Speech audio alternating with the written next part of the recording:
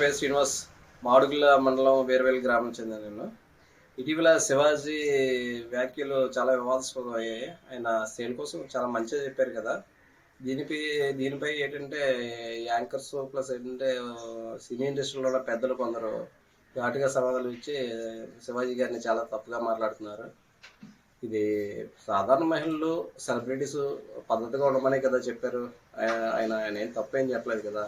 ఆయన మీద ఏదో పర్సనల్ పెట్టుకొని ఈ సినీ ఇండస్ట్రీలో పెద్దల ప్రోత్సాహంతో ఈ యాంకర్స్ ఆయన ఏదో బ్యాక్ చేద్దామని అనుకున్నారు. కానీ ప్రజల హృదయాల్లో మటుకు సినీ ఇండస్ట్రీలోనే మటుకు చాలా వరకు శివాజీ మంచిగానే చెప్పాడని అందరూ అనుకుంటున్నారు. అందరే కదా, సాధారణ మహిళలు కూడా మంచిగా చెప్పుకుంటున్నారు. ఇప్పుడు యాంకర్స్ ఉన్నారంటే ఇప్పుడు వాళ్ళు సీనియర్ యాంకర్స్ వాళ్ళు ఈ విధంగా మాట్లాడితే జూనియర్ యాంకర్స్ వచ్చే నెక్స్ట్ 10 యాంకర్స్ ఏ విధంగా ఇదవుతారు? వాళ్ళు మన సాంప్రదాయం పూర్తిగా మట్టుబట్టి ఇంకా వాళ్ళు ఆధునిక భావాలతోనే ఉంటారు. నా ఉద్దేశం అయితే ఇప్పుడు శివాజీ వ్యాఖ్యలు బాగానే ఉన్నది. ఆయన మాట్లాడే విధానం కూడా మంచిదే.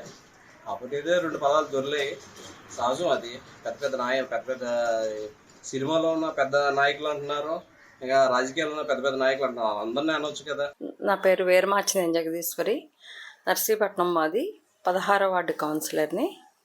ముఖ్యంగా మొన్న ఒక సినిమా ఈవెంట్లో శివాజీ గారు ఆడవాళ్ళని ఉద్దేశించి ఒక మాట మాట్లాడారు. ఆయన ఉద్దేశం ఏంటంటే ఆ మాట్లాడిన మాట ఆయన ఉద్దేశంలో సమంజసమే.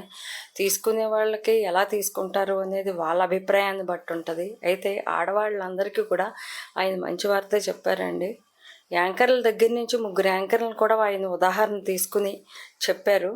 ఆడవాళ్ళ డ్రెస్సింగ్ గురించి, మంచి కట్టుబొట్టు విధానం గురించి, మన విలువల కోసం ఆయన చెప్పారు. అది మనం తీసుకుంటేనే మనకు బాగుంటుందని భారతీయ సాంప్రదాయ ప్రకారం విలువలను ఉద్దేశించి మన పిల్లలకి చెప్పాలి కాబట్టి ఆయన ఉద్దేశించి చెప్పారు. ఆడవాళ్ళందరికీ కూడా అది సమంజసమే. కాకపోతే ఈ విషయాన్ని ఇంత భూతద్దంలో పెట్టి యాంకర్స్ కానీ సినిమా వాళ్ళు కానీ చాలా ప్రొలాంగ్ చేస్తున్నారు. ఇంత విషయం లేదండి అందులో. కానీ ఆయన మంచి మాటే చెప్పారు. ఎందుకంటే నిధి అగర్వాల్కి అలా జరిగింది కాబట్టి, ఒక లులు మాల్లో వెళ్ళిన దానికి ఆ అమ్మాయిని డ్రెస్ కూడా ఆ అమ్మాయి మీద జనాలు అభిమానంతో వెళ్ళారు. కానీ అదేమైందంటే బై ఫోర్స్లో మొత్తానికి ఆ అమ్మాయి డ్రెస్సింగ్ చిరగడం కానీ, అదే కనుక మన కట్టుబొట్టు కరెక్ట్గా బాగుండి ఒక ఈవెంట్కి వెళ్ళేటప్పుడు ఈవెంట్కి ఆడవాళ్ళు ఎలా వెళ్ళాలో అలా వెళ్ళుంటే ఆ అమ్మాయికి ఆ అవమానం జరగకపోను. పాపం కారు ఎక్కంగానే ఆ అమ్మాయి అవమానం పడిపోయి ఏడ్చేసి మళ్ళా చాలా ఇబ్బంది పడింది.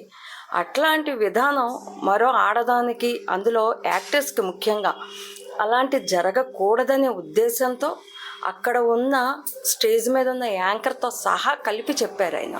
ఎందుకు అమ్మ నీ డ్రెస్సింగ్ కూడా బాగుంది, ఇహ మీద కూడా బాగుండు అనే విధానంలో ఆయన చెప్పారు. ఆయనే కాదు, పెద్దవాళ్ళు ఆడవాళ్ళ గురించి ఆయన చాలా బాగా చెప్తున్నారు. ఎందుకంటే ఆయన సినిమాలో కూడా సేమ్ మెసేజ్ ఇచ్చారు. ఆడవాళ్ళ కట్టు బొట్టు కూడా బాగుండాలి, మన సాంప్రదాయాన్ని ఎక్కడ కూడా విడమర్చకండి.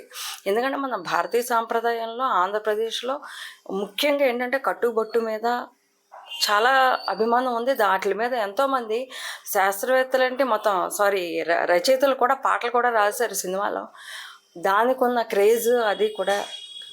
ఆడవాళ్ళు అంటే చీర కట్టుబొట్టు చాలా బాగుంటేనే ఆడవాళ్ళు సాంప్రదాయంగా ఉంటారు, మంచి సంబంధాలు వస్తాయి, మంచి పిల్లలుగా పరిగణించబడతారు అనే విధానం ఉంది. కాబట్టి శివాజీ గారు చెప్పిన మాట 100% కరెక్ట్ అండి. ఆడవాళ్ళకి మేమందరం కూడా ఆడవాళ్ళు అన్నాక నర్సీపట్నం ప్రజల ఆడవాళ్ళందరం కూడా ఈ విషయాన్ని మంచిగానే తీసుకోగలుగుతున్నామండి.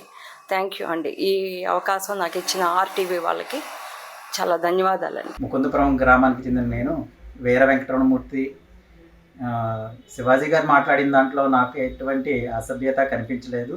ఆయన మహిళలను కించపరుస్తూ కానీ అగౌరవపరుస్తూ కానీ మాట్లాడలేదు. ఆయన మహిళలను సాంప్రదాయబద్ధంగా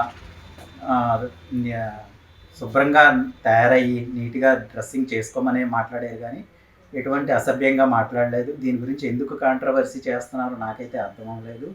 దీన్ని ఆయన చెప్పిన దాంట్లో ఎటువంటి అసభ్యత కానీ ఏమీ లేదు అని నేను నమ్ముతున్నాను. Local to global news at your finger tips. మీ చేతిలో ఒక ఆయుధం, Download Raw TV app. Media legend Ravi Prakash is back.